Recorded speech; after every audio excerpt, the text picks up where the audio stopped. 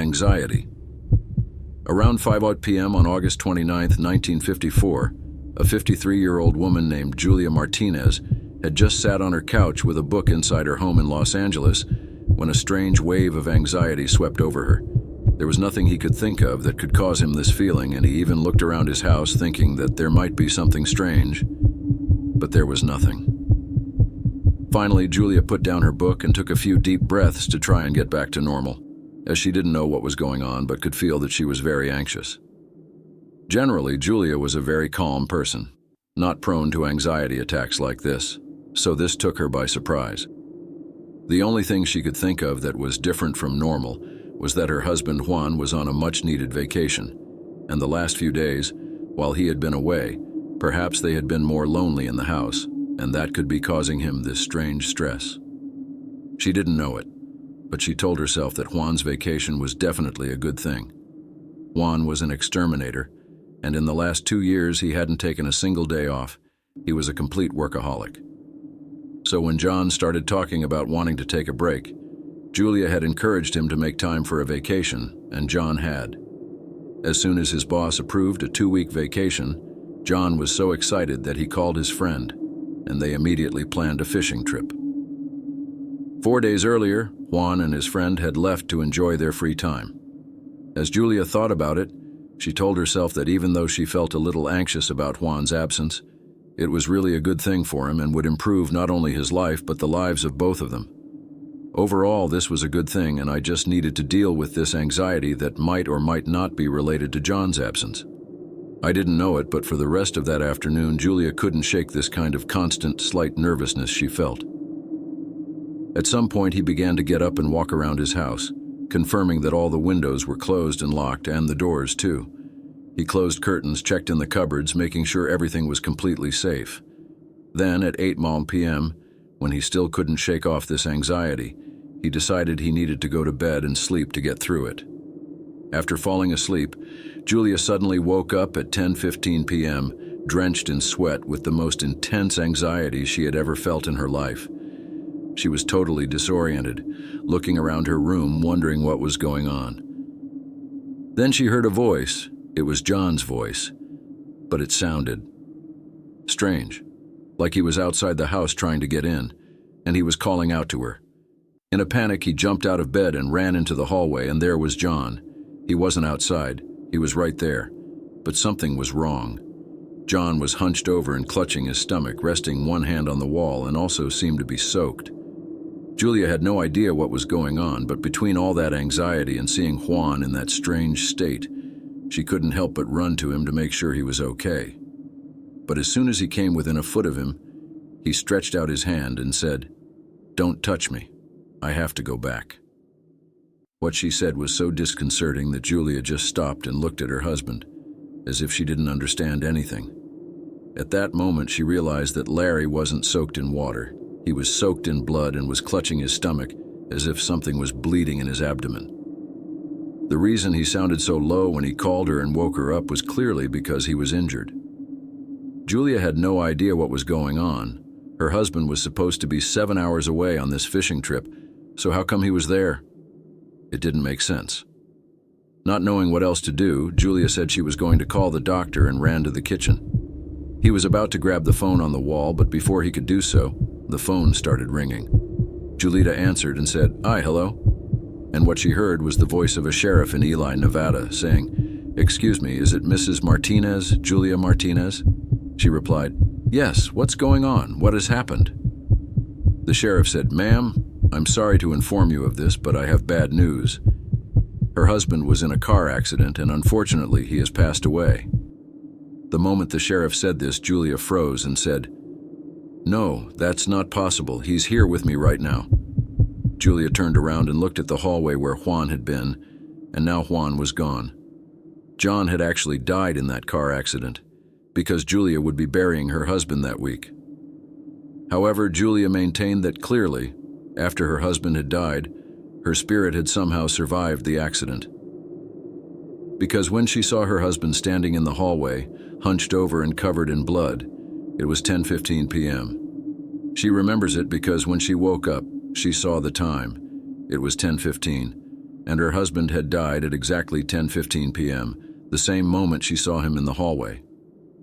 Julia eventually wrote an account of what she experienced with her husband, but from that day on she never saw her husband again. That was the only time.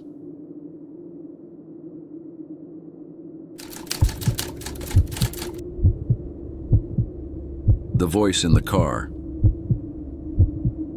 On March 7, 2015 at 12:30 p.m., I, Officer Pedro Gonzalez, along with my partner, were driving in our patrol car near the Spanish Fork River in Utah when suddenly a police dispatcher appeared on the radio. This dispatcher was speaking very urgently and said, "Hey, a fisherman just called to say he saw what appears to be an overturned SUV partially submerged in the Spanish Fork River, just below the bridge. Whoever is closest to this bridge, come forward and see if there is anyone inside the vehicle who can be saved." My partner and I knew we were very close to this bridge, so we immediately made a U-turn and drove towards the bridge. From the road, we looked down and couldn't see any SUVs, but we saw that there were some firefighters and paramedics who were also concentrating on the road. Everyone got out and ran to the riverbank, so we did the same thing. We got out of the car and ran to the riverbank. When we finally reached the shore, we saw that, indeed, under this bridge, there was an overturned red SUV, partially submerged. I noticed right away that none of the doors of the SUV had opened, which meant that whoever was driving this vehicle when it flipped was probably still inside. My partner, the other first responders, and I jumped into this icy river and began to get closer and closer to the overturned SUV, which was not completely submerged. Only a third of the vehicle was underwater. If you were sitting in the seat inside this vehicle and you were an adult, your head would basically be in the water if you were still strapped to the seat. As we approached the SUV, we began to hear a woman inside the vehicle yelling, "Hey, we're here! Come here, help!" But when we got to the SUV, the water was so murky and completely covered the windows that we couldn't look inside the vehicle. We could only hear this woman screaming, but that was it. When we tried to open the doors, we couldn't because the roof had started to sag and the door frame wouldn't open. With the adrenaline pumping, we all think, come on, we have to push this sideways to get in. So we started pushing, and little by little we started lifting the side of this vehicle until the windows were clear. My colleagues and I were able to look inside the car and saw a woman in the driver's seat and a baby in a car seat hanging upside down in the back seat, still strapped in. I started screaming, "There's a baby here, there's a baby here." Suddenly, we all found extra strength and pushed the vehicle completely sideways.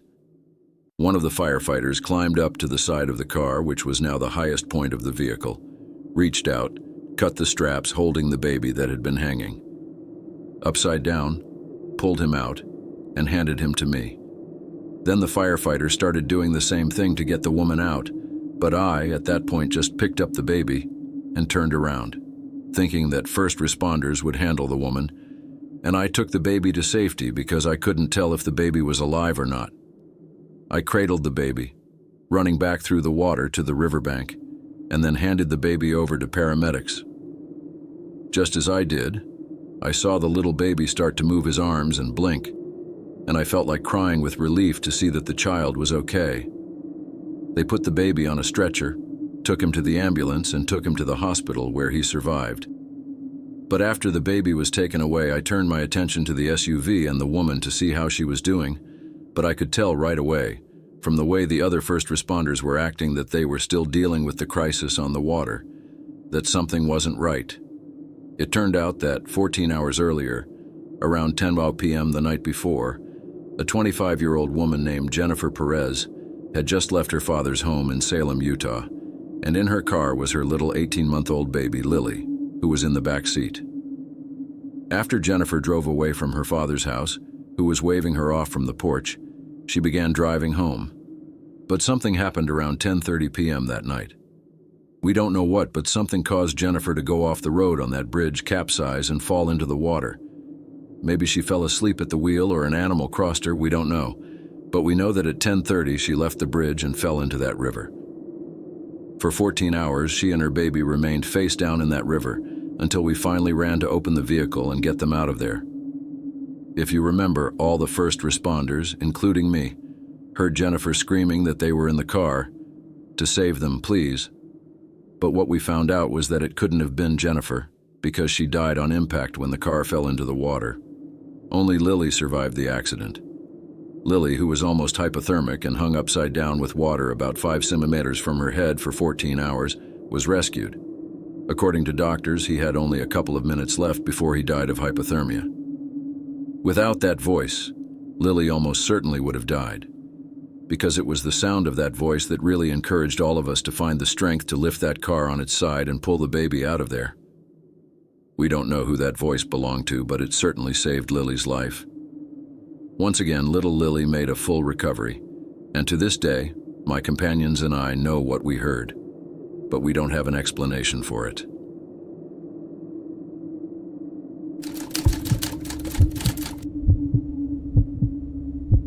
Macaco's Revenge. Around 9 p.m. on October 26, 2009, a 19-year-old college student named Macaco Hiroka finished picking up trash at the ice cream shop where she worked. She put the last garbage bag in, tied it carefully, turned off the lights, threw her bag over her shoulder, and left the premises. He closed and locked the door, threw the trash in a nearby dumpster, and headed toward the exit of the mall where the ice cream parlor was located. Macaco was studying in the city of Hamada, located on the coast of Japan, in Shimane Prefecture. Hamada was a beautiful and remote place, with stunning beaches and amazing mountains full of ski resorts. It was a dream place to live, with its tranquility and natural beauty.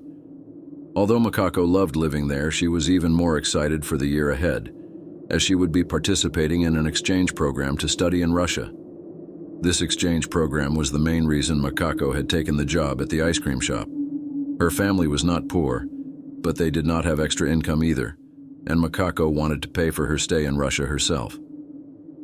Every night after work, Macaco had to decide between 2 routes to get to his dorm, which was about a mile away. The first option was to take a bus, but it cost money, and she was saving every yen possible for her trip to Russia. The second option, which was free, was much longer and spookier, as it involved walking a third of a mile through a spooky forest. Until recently, her coworker always accompanied her on that hike, but she had recently left work, and now Macaco was alone. That night, Macaco decided to save money and opted for the forest route. She convinced herself that the fear wasn't big enough to spend money on the bus. He reminded himself that he would soon be in Russia, living his dream, and that all this sacrifice would be worth it. With that determination, he headed for the dark path of the forest. The next day, around 4:00 p.m., the owner of the ice cream shop was upset that Macaco hadn't made it to his shift. He tried to call her repeatedly, but got no answer. Worried, he looked up Macaco's mother's phone number in the archives and called her. Macaco's mother, visibly distraught, told her that Macaco had not arrived at her bedroom the night before and had not been able to communicate with her since. Macaco's mother called the police and reported her daughter missing. The Hamada police responded quickly, as such incidents were extremely rare in that quiet and safe city. Police reviewed the mall security footage and saw Macaco leave the ice cream parlor at 9:16 p.m., but after that, there were no further leads. The situation became even more alarming when they found no trace of her outside the mall. On November 6, 2009, 11 days after Macaco's disappearance, a man looking for mushrooms on a mountain 15 miles from the ice cream parlor found something creepy under some leaves: Macaco's decapitated head. Horrified, he called the police as soon as he had a signal on his phone. Police shifted their search to the mountain's forest area and found Macaco's body parts scattered around the area. The initial theory was that Macaco had been strangled, her body burned and dismembered. The investigation was not progressing until, 7 years later, a police officer reviewing old cases discovered a file on a convicted sex offender named Yoshiharu Yano, who had lived in Hamada at the time of Macaco's disappearance. Reviewing security footage, they found Yoshiharu's car near the forest and mountain on the day of Macaco's disappearance. They searched Yoshiharu's home and found a digital camera with 40 photos confirming that he had murdered Macaco. The footage was horrific and showed Macaco's last moments, confirming the brutality of the crime. This discovery, however, revealed an even more disturbing twist. Yoshiharu and his mother had died in a freak car accident shortly after Macaco's murder. Witnesses said the car appeared to be out of control before bursting into flames. Added to this was an incident that occurred during a live report on the case. A female voice, supposedly Makako's, was captured in the audio saying, "This is very painful. Why only me?" This led many to believe that Makako's spirit had avenged his death by controlling his killer's car. The Makako Hiroka case had started as a local incident, but soon became a national and international phenomenon, mixing elements of tragedy, mystery, and the supernatural. Hamada, a city known for its safety and beauty, now found itself at the center of a macabre mystery that had captured the world's attention. Media coverage of the case did not help the police solve it. However, it attracted psychologists who tried to profile the killer. The crime was believed to have been an opportunistic act by a man in his 20s and 40s who probably did not know Makako. This theory, while plausible, did not provide concrete clues.